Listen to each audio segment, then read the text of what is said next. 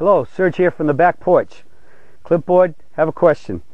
Now I believe I've possibly already answered this one in the recent past, but I think it brings up such an important problem or question about the swing that I feel is extremely one of the biggest problems of causing poor ball striking.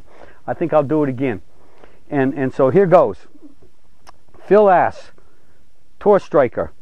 Is the Tour Striker a good training aid since it talks about hitting down? Phil, the Tour Striker is one of these clubs where they've designed it where it's got the leading edge is grooved upward and they got a bigger flange, and the whole concept that I've seen in their infomercial is that they teach you to have what they call a forward lean on the shaft coming through and to really hit down on the ball.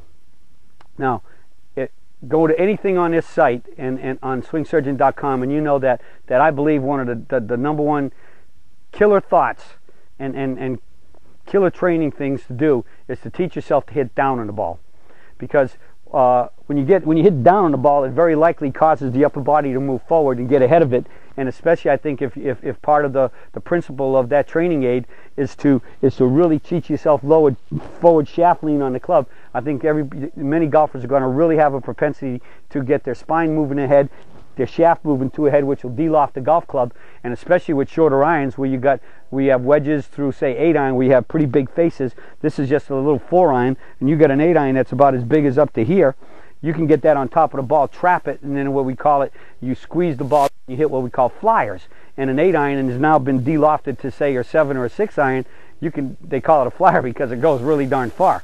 And you can't really hit flyers with a 4-iron trapping the ball, but you may be possibly out of the rough if you get a lot of grass between the ball and the club, and you still hit it pretty solid, and the ball comes out with less spin, it might fly. But you can't hit a trapped flyer. And so I think that's what we're dealing with here, in that I think that anything to hit down causes problems, and I think anytime you're trying to hit down on the ball, you're highly susceptible to moving forward, and that in itself is not good. So what do we want you to do? Well, just practice with regular golf clubs, and I think the key is that we talk about what? Swing up to the tee finish. And so it's all about swinging up. I mean, even if you skip a rock on a lake, if you were to skip a rock hitting down, like so to speak, throwing down, as you would be doing hitting down with a golf ball, all you're going to do is throw the rock straight into the lake. It's just going right to the bottom. But what do you do with a rock? You still skip it out there and you throw it out there long and level so it'll hit the water and start skipping. Well, that's what we want. We want the club to just nip the ball off the ground.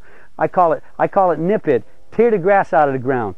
Mo Norman used to call it take bacon strips, not pork chops. All right? So we want to hit the ball and just nip it off the ground. We want the club ricocheting off the ground, so that, because if you hit down deep and it digs into the ground, that's going to slow the club up. It can actually do what? It can also twist the club one way or the other, which can affect the trajectory and the direction that the ball takes off, and the direction it'll go after that is even worse, one of those other ways if it opened or closed. And then ultimately, in the end, the worst thing about hitting down on the ball is it can send a lot of vibrations up the head, through the shaft, into the grip, and up into your body, and start causing problems with the stress and strain on you from your fingertips all the way through your wrists, the elbows, up to your shoulders, and even down to your back. And so that's not good.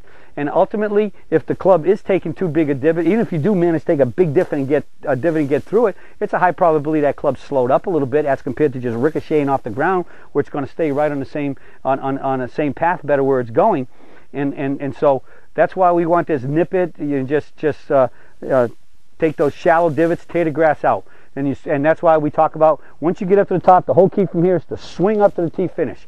And why do we need to think about hitting down? If we just get up and just let our arms drop, if I just let go of this golf club, it's falling down. Down is free. What's not free is up. And so if you hit down and you put all your energies into hitting down, once you've struck the ball, everything is going crashing into the ground. Well, now your brain has to send another message that, wow, I'm down, now I got to try to swing up. And if you've especially moved forward, it's going to be difficult to swing up and that club back up and stand up in good balance, because you very likely moved ahead if you really hit down on the ball. So the key is you start swinging up from here. Down is free. You just make sure that your down is going to be what? Is going to get the ball, nip the ground, and get the ball, and just hit that good solid hit, and from there, as you keep swinging up, you do what I call pop-tart to the tee finish. So you just swing up and pop-tart to the tee finish, recoil and relax with the club at the target.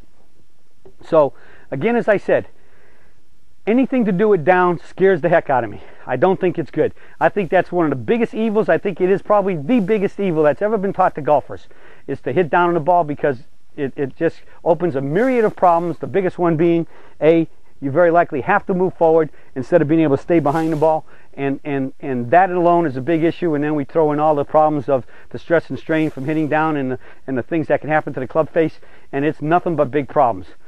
So as far as that training aid goes, I cannot agree with it, just because of the fact that it uses the term hit down on the ball as compared to swing up to the tee finish.